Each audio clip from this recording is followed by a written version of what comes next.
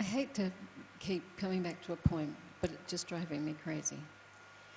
You were saying that it's possible to be in perfect condition and still be attacked, like you were in the first century. Yes?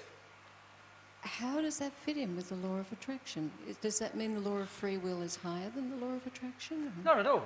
And the law of attraction, in terms of how that fits in, and I've answered the question before, when I'm in a state of complete truth, what am I going to attract?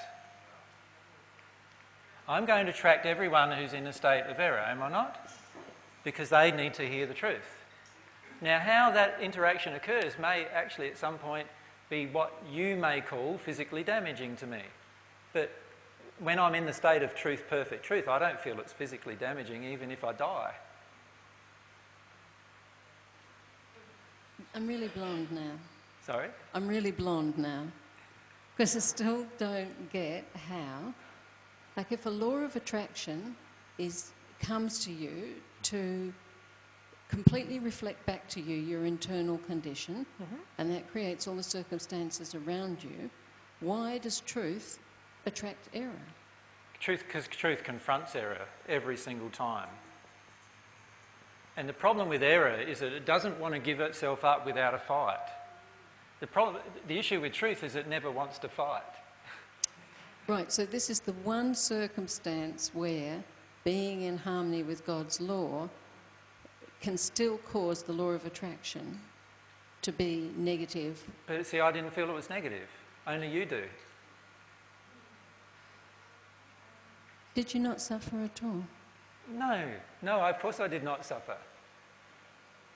Like, can you suffer when you're at one with God? Well, that's something I'm yet to find out, so... Well, what do you think? Well... What would you logically think? Well, obviously... If you're at one with God, would you be suffering? Ever? No. No matter what is happening to you? I guess not, if you say not. No, I'm saying you won't. Yeah. What I'm saying is that other people will think you are, right?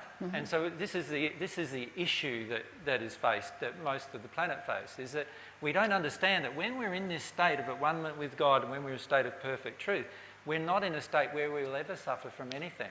So everything that you judge as a suffering situation, and every one of you will eventually look upon as that's not a suffering situation at all.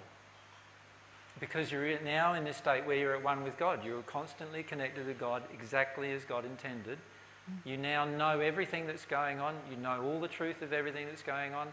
You know even how to control your own physiological functions. Everything. You know, many of you know that people in, like India, can slow down their heart rate so much that they can be put under water for an hour and still come out breathing. Right? You've heard of these things occurring, right? Many of you also have heard that you can not eat for 2 years and still survive. Right? Now, most of us couldn't do that at this point, right? Because there's still emotions that prevent us. But when you're in this state of truth, you will understand how to control all of your physiological functions, everything going on inside of your body. You'll know everything that's happening around you. You'll know who's dangerous. You know what spirits around you are dangerous. You can see them. You can see how they're influencing every single individual around you. Do you think you're going to be in a state of fear in this place? Probably not, no. Okay, No. Thank you very much.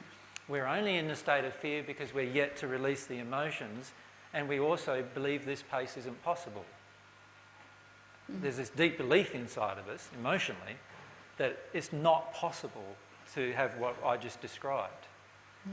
Like, intellectually we say, oh, that might be possible, but emotionally we don't believe it's possible, because if we believed it was possible, we'd already be in that state emotionally, right? Does that make sense? So what you see as a negative event, my crucifixion, and what the Bible then has written in it afterwards of all this suffering that I went through and whatever else, all is untrue.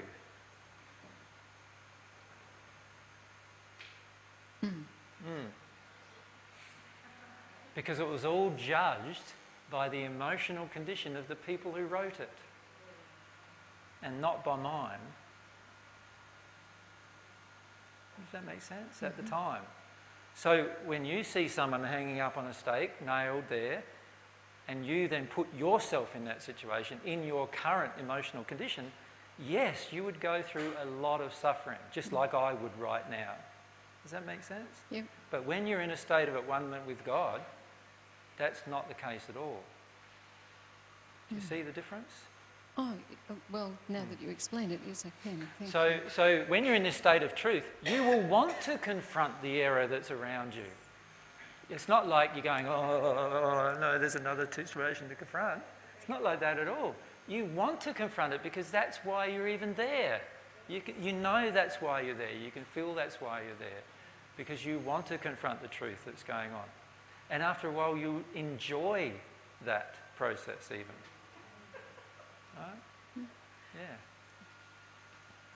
Instead of shaking in our boots like we do now, it's like, oh no, there's another event I've got to confront, It's not like that at all. Yeah. Instead, we have a joy about it.